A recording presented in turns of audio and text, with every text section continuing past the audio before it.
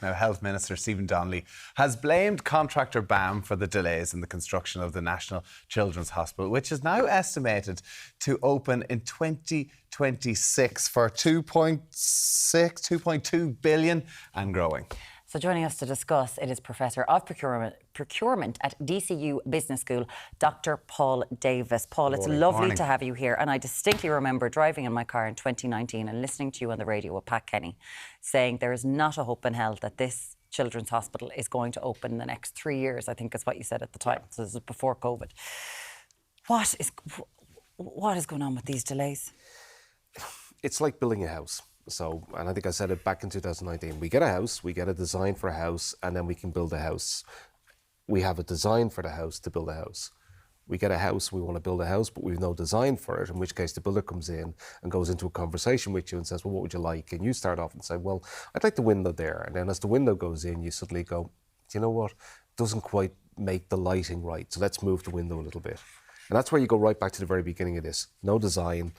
So literally, you could build what you wanted. Now, the architects had a vision, and in fairness, it's a lovely vision, and we can all say that, but that's one thing. But the actual design of it and getting the detailed design right down to what's in rooms, what needs to be where, what needs to be placed where, was not there when this contract went out. And that started the problem. So why did the contract go out like that? This is basic. Well, this was a derogation that was given. So a derogation being that, listen, we have a standard way of buying, but we know this is exceptional, so we're going to do this slightly differently. And they did it slightly differently. The biggest sin of the whole lot, which is the real killer in this one, is when we go out and buy something and we buy it cheap, we expect to take a risk.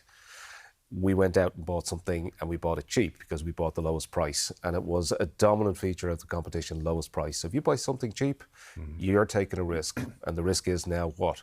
8 years later, 9 years later, we're now well over budget and we're still not with an end in sight.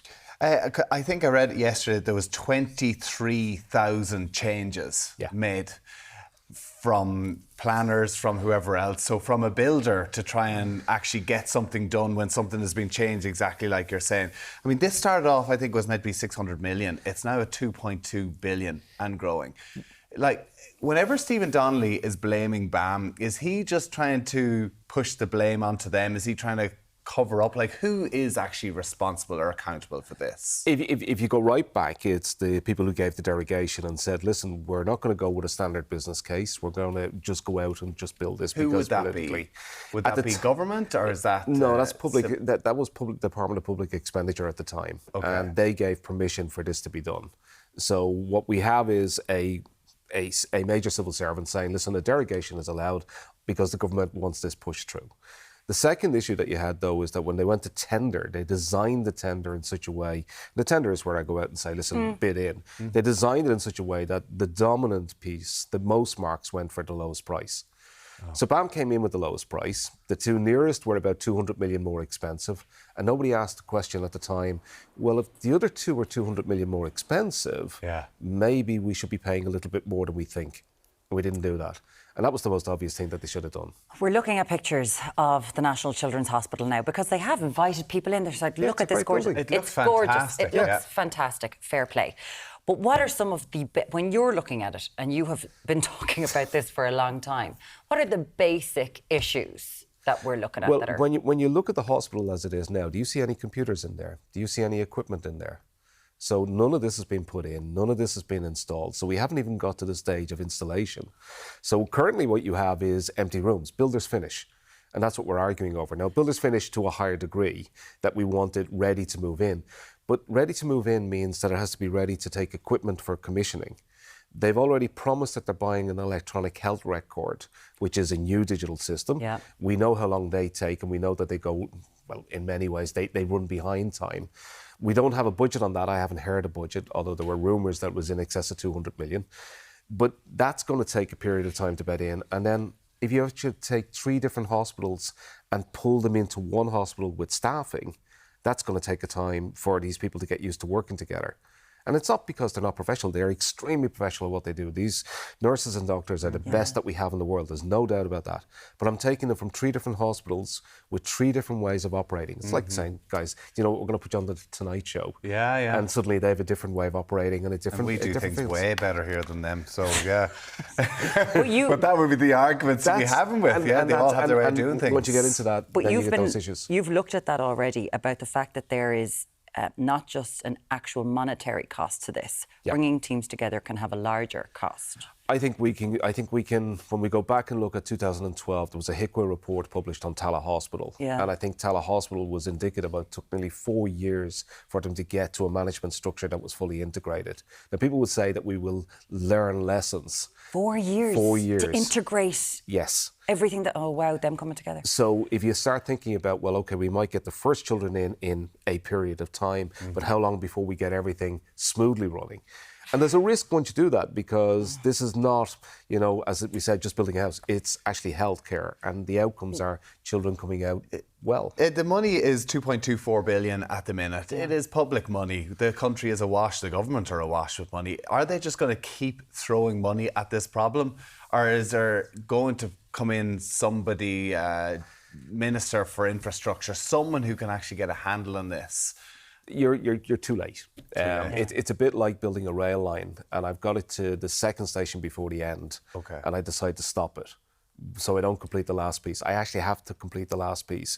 So the issue for us now is, how much is that last piece going to cost us? From a construction point of view, we originally estimated, they said 650 million, and we then said, I think I said about 2019, about 2.4 billion. So I think we're in around the 2.4, 2.6 billion.